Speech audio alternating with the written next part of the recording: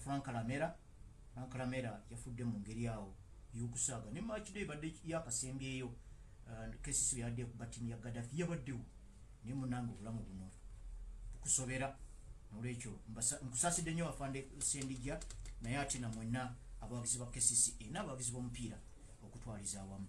ekirango okuvaako mu Airtel ekukubiriza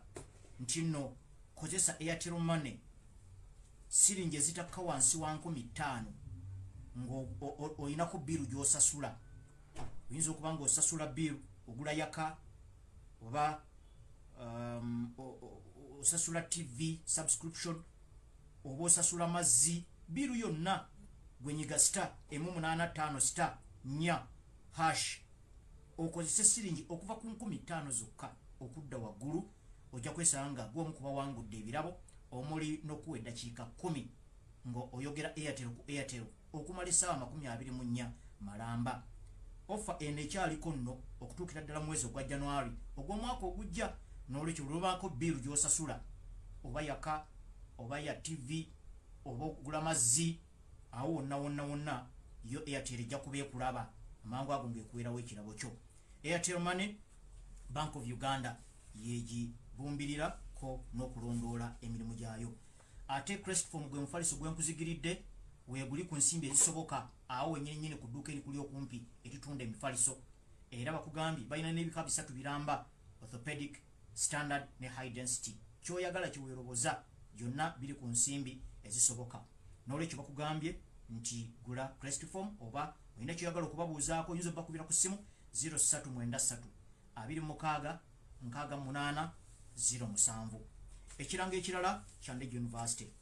University bakujjukiza obudde bukugwako mukwano gwange gwo muyizi genda weewandiise kubanga intake ya 2021-2022 academic year egenda mu maaso leka kuddeeyo n'odaalimba banno bakuleka mu by'okusoma n'olwekyo weewandiise mu bwangu ddala application form oyinza n'okugijja ku mutimbagano gwabwe guli www.ndegeuniversity.ac.ug oba oyinza okuwubayo olubu lw'ekigere ku main campus eya Ndege University eri mu Luweero oba ku ttabi lyabwe liri wano ku Walintuma Road 1 Mengo okulinaana Mengo Hospital courses zonna gye ziri ba lecturers ne ba professors abakugu be bagenda okusomesa ate nga basobola n'okusomesa nga basobola okusomeseza online n'olwekyo byonna bikwataganye olabe kiki ekikujjayo kakati ate gwe ayinako wewasoma n'okoma nga tomanyi oba wewakoma wayinza okugwanyiza okusoma certificate oba diploma oba degree dokubira academic registra ku 0392 7 03 21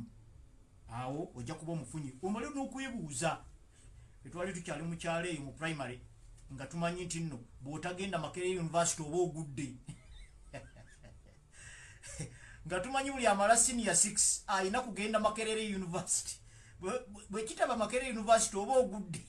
naye kakati universities we ziri nyingi obukwakulizo bwa njawulo newankubadde ng'omutindo gwe gumu Ndege University y'ensonga lwaki ekuwa n'omwaganya weebuuze munange nasoma kino nakino n'enkoma wano nze nkoze ntya ng'obabuuzaako academic registrar yennyini ono nno Professor Mulamba Dr. Mary Mutyaba Wanda omubuuze tiwayi nakoma wano weewati nga nsoma masomo gano na gano muyinza kumpangirayo baluwa kigenyinza okusoma eyo nga bagikubuulira ng'ekintu kitambula mulembe omutebi gwakuyigirizibwa mu liigi y'ababinywera ebungereza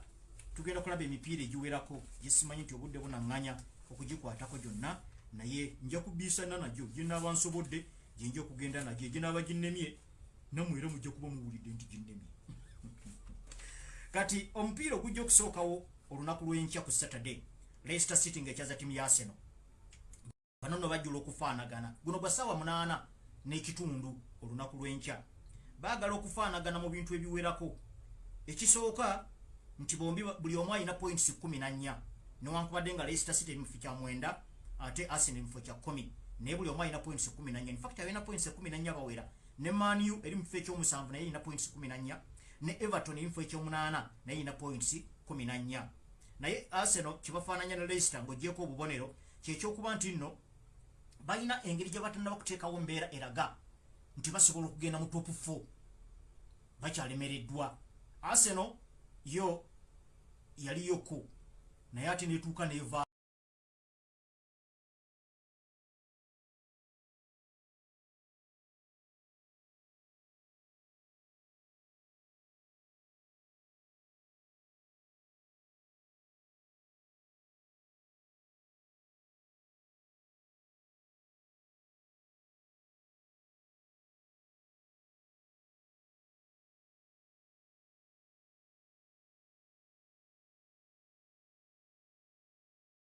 ayo bwe yavaayo ate yavaayo bubi nnyo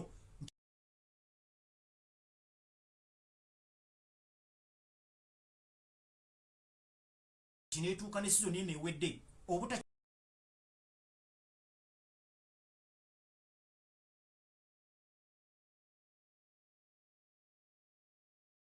kiika yadde mu Europe omulundi gwabwe ogusose emyaka 25 kati Leicester City ebadde etaddewo embeera ezoganya abasajja bano abanene abali mu top 4 nga babazoganya ne bazoganya n'owulira nti Leicester nti match esembayo yesazeewo banyukira mu top 4 bagenda mu kyakutaano naye sizoni eno tibatandise bulungi kakati ne Arsenal naye sizoni eno tetandise naye ate ennaku ezo bagenze gukuba Man U golo 4-2 kati kisoboka okuba nga ate kagurafu kaabwe katandise okulinnya ne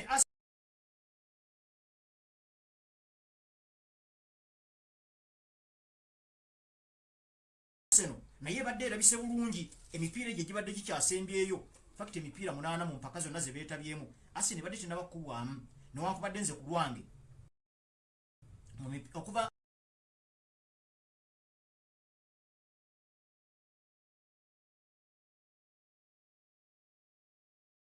Man City yabakuba golo 5 ku bwereere bazze tebawangulwa babadde ekibye nnyo babadde bagwa draw naye nga ekyokuwangulwa babadde baludde okukirozaako era bagenda okuyingira ne mu match eno nga balina mu quarter final ez'ekikopo ekya Carabao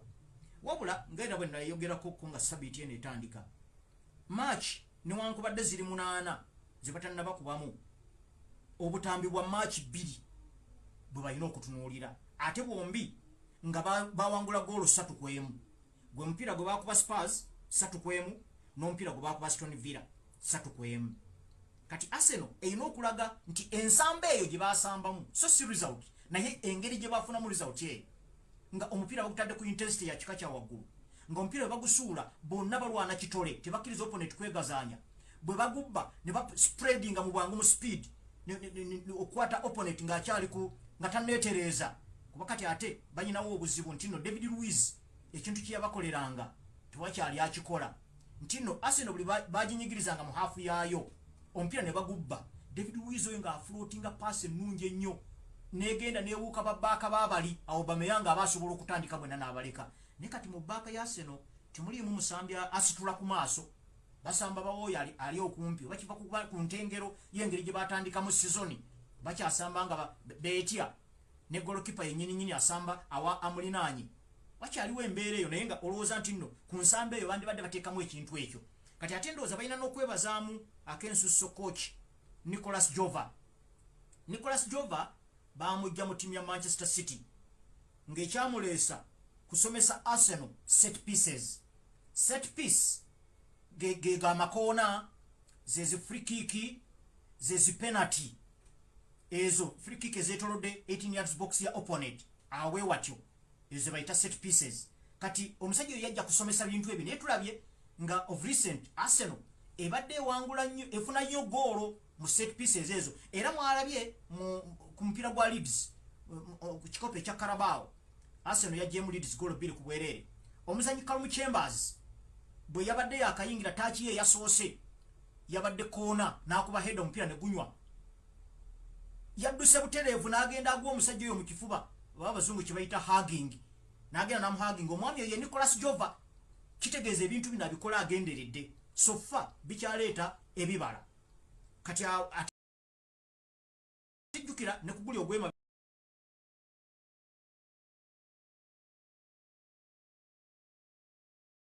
bego gwa Aston Villa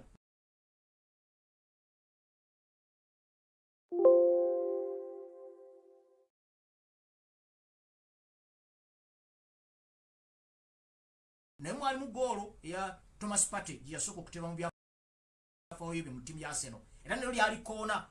kati yali penalty. So olaba omwami ono ebintu bino abikola bulungi ate ne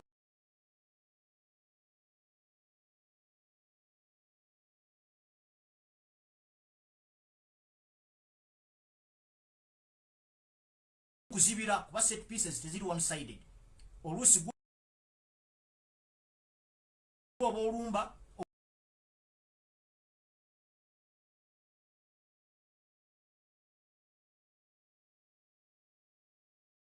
oluusi nga gwo bazikuba, so si kwe kugenda eri gwe n'oziteeba ate ne bakuteeba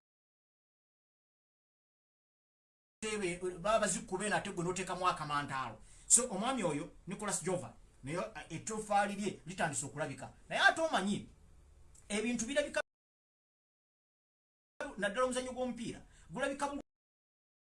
bulungi nnyo nga results zijja. Ne bw'obanga waliwo obunafu, wano nayogeranga ku bunafu bwa ttiimu ya Man United nga kyebankola ne ku social media kwegamba nga tebalabana, naye nzingambaga bannenze maachi zino sizitunuulira kutwaliza wamu. Maachi zino zibreakinga down step ku step. Buli alina omupiira nina okulaba bateammates be beeyisiza batya, bandibadde beeyisa batya, kubanga ebyo mbimanyi practical omupiira ng'omanyi. Naye bannange nga ndowooza balinda kumala kulabako ate olinda okumala okulabako oluusi bijja n'obulumi bungi, naye bwe nkumenyeramenyeramu n'ogoberera steps ezo kuba nzikola mu mwoyo mulungi ate nzimanyi ebintu bino mundabira wano mbimanyiiko mundabanga nsaaga. So kati result season olwokuba zikyali positive ne Nicolas Jova aba avaayo naawe ba credit, obuzibu ze results okutandika okwekyusa bajja kumwerabira. Katuveeko mu bubaka.